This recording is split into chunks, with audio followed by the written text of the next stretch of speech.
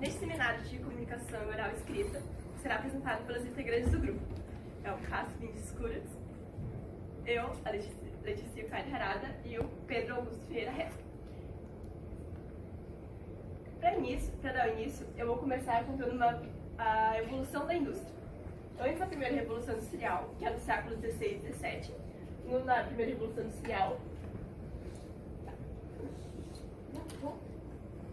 na primeira Revolução Industrial, que é no século XVI e XVII, a produção era bem artesanal e dedicada à manufatura.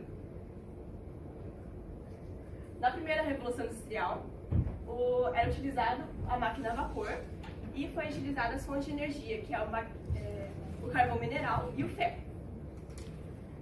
Na segunda Revolução Industrial, foi desenvolvida a linha de produção automotiva, que foi desenvolvido com as fontes de energia, o aço, a eletricidade e o aço, a eletricidade e o petróleo. E daí aqui é representado as máquinas, que daí nesse caso era bem a linha de produção de como era fabricado os carros.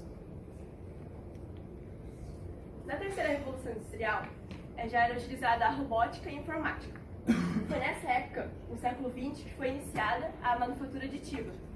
Foi junto com a globalização e as tecnologias modernas. Eu vou explicar o que é manufatura aditiva. Manufatura aditiva é uma deposição, camada por camada, para a formação de um objeto. Ela também é conhecida como impressora 3D. E existem 4 pessoas principais na formação da manufatura aditiva, que foi o Hideo Kodama, o Charles Hu, Carl Descartes e o Scott Crumb. O Hideo Kodama, ele foi principal em 1980 e 1981, porque ele descreveu uma abordagem sobre as técnicas de prototipagem rápida. Prototipagem rápida é o nome do impressora 3D. E esse foi o início, quando ele fez uma abordagem. O Charles Hu, ele já começou a desenvolver em 1983. Ele imprimiu a primeira peça, que foi uma lâmpada por resina líquida. Aqui, ó. Essa é a primeira peça. É uma lâmpada formada por resina líquida. Posteriormente, também em 1984, foi patenteado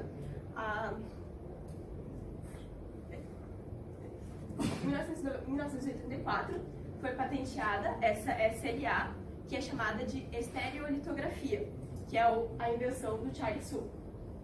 O Carl Descartes, em 1986 também, foi comercializada a SLA1, que foi a invenção do Charles Hu. E essa aqui é a impressora que foi comercializada em 1986 e 87. Em 1989 foi patenteada a SLS, que é a sinalização a laser, que foi inventada pelo Carl Descartes. E em 1992 a tecnologia FDM, que é modelagem por fusão e deposição, que foi inventada por Scott Crumb. Em 1993 foi fundada a SolidScape, que é uma empresa que projeta, ela imprime impressoras 3D, sendo que é utilizado o software de desenho. Mas o software de desenho do CAD ele já foi desenvolvido e criado desde 1982. Mas a partir de 93 foi mais utilizado para as impressões 3D para eles desenvolver. E eu demonstrei aqui, em 2016, a tecnologia SLA atual, que ela é mais rápida, e essa daqui é a estereolitografia. E agora eu vou explicar como que funcionam as impressoras 3D, porque é necessário o software gráfico de desenho, no qual você modela o desenho, e depois você manda para a impressora, no qual existem 3 tipos de impressoras principais, que é o de estereolitografia, que é o SLA, o SLS, que é a sinalização a laser, e o FDM, que é modelagem por fusão e deposição. Eu vou explicar primeiro a estereolitografia, que é o SLA. Ele utiliza a resina líquida para você formar, e daí ele utiliza a luz ultravioleta. A partir da luz ultravioleta, ela vai formando camada por camada, aquecendo e fundindo, e formando o objeto de baixo para cima, até o objeto ser formado totalmente. Agora é um videozinho explicando para vocês como é que funciona.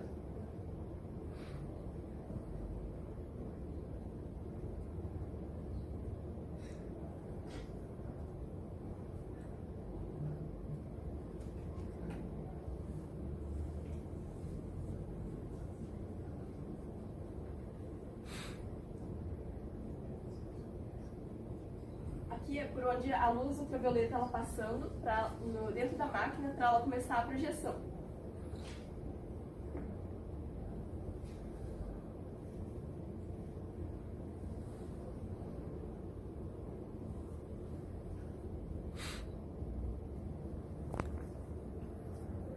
E ela ocorre, tipo, fazendo uma solidificação da resina líquida para ir formando o produto.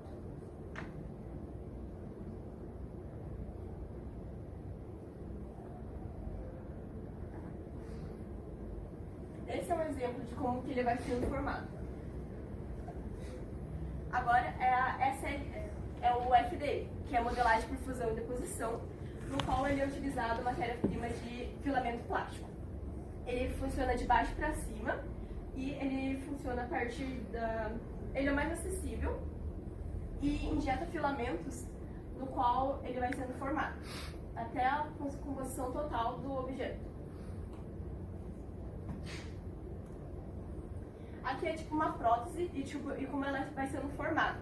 Ele vai fazendo a deposição, camada por camada, até o objeto ser formado.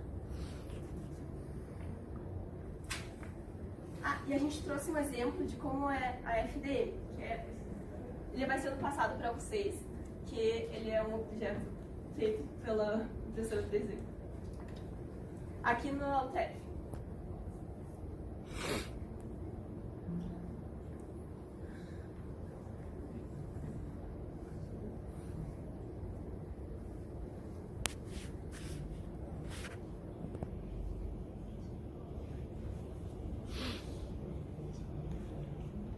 Daí ele até ser formado. E tem vários tipos que ele pode ser formado, FD, até bonecos de Yoda do Star Wars. E a SLS, que é a sinerização a laser, e ela começa pelo pó, dela perfumando as partículas de plástico e metal, ele pode ser utilizado tanto plástico como metal. Daí ele vai formando o objeto, ele é a mesma, só que ele funciona com um laser, que ele aquece e ele vai injetando os filamentos. Aqui, ó, é um laser que ele vai funcionando e vai projetando o objeto.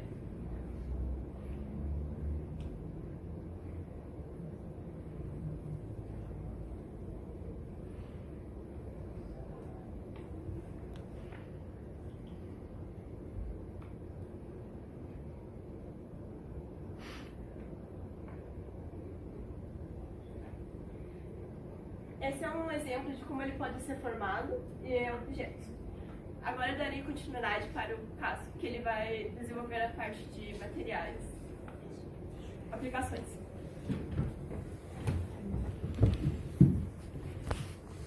Boa tarde, meu nome é Cássio. Eu vou desenvolver um pouco mais a parte de projetos, materiais e algumas aplicações da impressão 3D. Dá para imprimir, como a Letícia falou, em polímero, resina e metal, principalmente. Mas os dois que eu vou dar foco são os polímeros e os metais. Os polímeros são usados na fusão e deposição e na sintetização seletiva, principalmente. E são usados polímeros termoplásticos, que isso quer dizer que, tipo, depois que você montou uma peça, você pode, por exemplo, derreter ela de novo e refazer com o mesmo material uma peça diferente.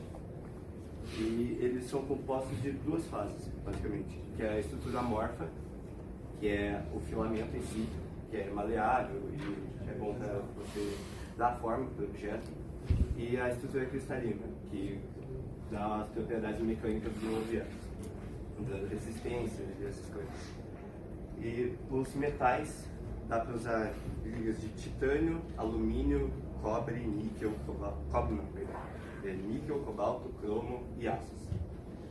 E é usado na manufatura aditiva de metais SLM, que é a fusão seletiva laser. O projeto da impressão 3D inicia com um modelo digital, sendo usado algum software de CAD para fazer o modelo da peça mesmo. Então você passa esse modelo pro STL, que é basicamente, você vai passar esse modelo para uma malha de triângulos. Por exemplo, que é para facilitar a própria impressora de achar os pontos que ela vai imprimir. Você também vai escolher depois depois da criação do modelo, você vai planejar como vai ser impresso.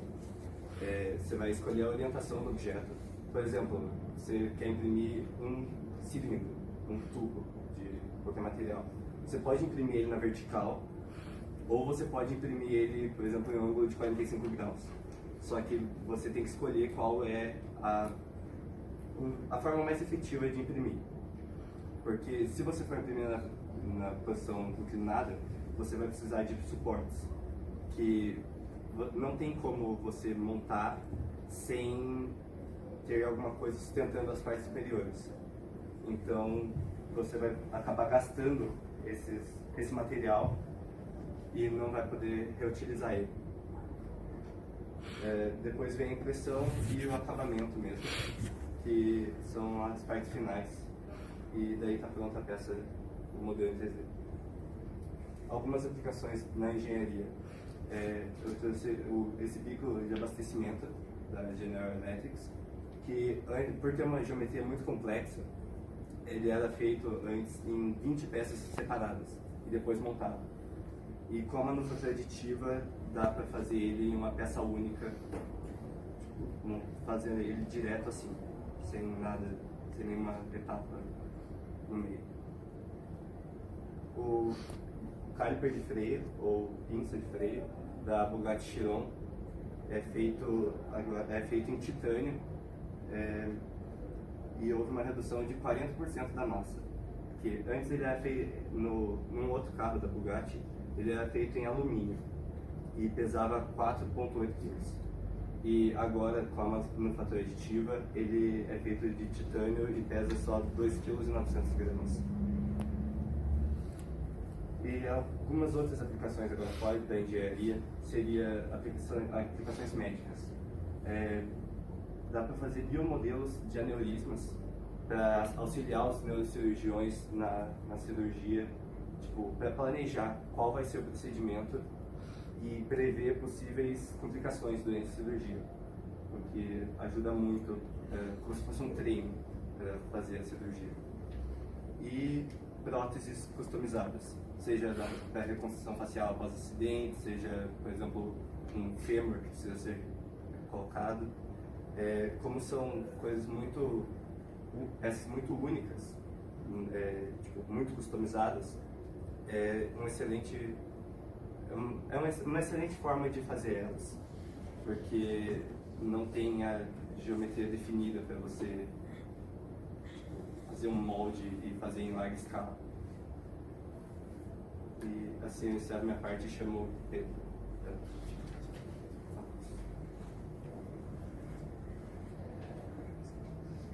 Então, eu vou falar um pouco sobre as vantagens e as desvantagens da manufatura aditiva. Antes de tudo, eu tenho que falar que é impossível você analisar a manufatura aditiva da mesma forma que você analisa os processos de manufatura tradicionais, já que os processos de manufatura tradicionais trabalham para produção em série e a manufatura aditiva foi desenvolvida para protótipos e peças únicas. Então, se você analisar a manufatura aditiva em processos em séries, ela praticamente não tem nenhuma vantagem, já que ela fica muito cara e muito demorada. Agora, se você analisa em peças únicas, ela pode ficar bem interessante e tem algumas vantagens. A primeira vantagem é que a manufatura aditiva não é afetada pela complexidade do design da peça. Então, você pode fazer peças muito mais complicadas do que na manufatura tradicional e, mesmo assim, não ter desperdício de material. E, por exemplo, se você vai fazer um furo num processo tradicional, você tem que furar, literalmente, e acaba desperdiçando o material que estava ali naquele espaço. E como a manufatura aditiva você vai depositando camada por camada, já vem com o furo projetado e não desperdiça esse material. Essa primeira vantagem é muito importante, tipo, no exemplo que o Cássio demonstrou do... Como é que é? O bico de freio lá. O negócio da geral, né? O bico de abastecimento, que substituiu 20 peças por uma só, pela facilidade de você trabalhar com design complexos. A segunda vantagem é a capacidade de produção de peças customizadas. Numa manufatura tradicional isso é quase impossível, porque você trabalha numa linha de montagem e vai trabalhando peça por peça. E quando você trabalha na manufatura aditiva, você pode fazer o projeto para cada peça em si. Isso também é muito importante na área da medicina, igual o caso mostrou das próteses, já que cada pessoa precisa de uma prótese diferente, né, pela forma. A terceira vantagem é que analisando uma peça única, ela acaba ficando mais rápida, porque a manufatura tradicional tem o tempo de aquecimento das máquinas e é praticamente impossível fazer tudo em uma etapa só, que é o que acontece com a manufatura aditiva. Juntando tudo isso, a gente chega à conclusão que a manufatura aditiva cria um processo de vendas que é mais interessante que a manufatura tradicional. Claro que, na verdade, nada é perfeito e a manufatura aditiva também tem algumas desvantagens, enfrenta algumas barreiras. A primeira delas é a falta de conhecimento de design. A partir do momento que você pode fabricar peças mais complexas, você tem que começar a pensar de uma forma de reduzir o material desnecessário. Isso é uma coisa que você vai avançando com o tempo e precisa de planejamento e mentes brilhantes para isso. Outra coisa é a segurança digital e a proteção ao IP, que a manufatura aditiva ainda corre grandes riscos de ser vulnerável a crimes cibernéticos. E também tem a falta de regulamentação para testes. Agora eu vou fazer um resuminho e comparar com a manufatura tradicional. Basicamente tudo que eu já falei de forma mais resumida. A manufatura tradicional ela é feita em mais de uma etapa e a manufatura aditiva não. Além disso, a partir de grande quantidade de peças, a manufatura tradicional fica mais rápida, mas analisando de peça única, a manufatura aditiva é mais rápida. E a maioria dos processos usuais, eles são subtrativos, que significa que tem grande desperdício dos materiais, igual eu tinha explicado já. Agora eu vou fazer uma comparação das propriedades mecânicas de um dos aços que é muito utilizado na manufatura aditiva, que é esse aço inoxidável 174pH. Aqui eu tenho a composição do aço, é mais de curiosidade mesmo. E aqui eu tenho a tabela que eu queria, que a tensão limite de escoamento, quando impresso, fica maior do que quando é fundida. Que significa que a peça fica mais dura e mais resistente à ruptura. Esse gráfico não pode ser levado como um único, porque depende da forma como a peça impressa interfere nesses valores.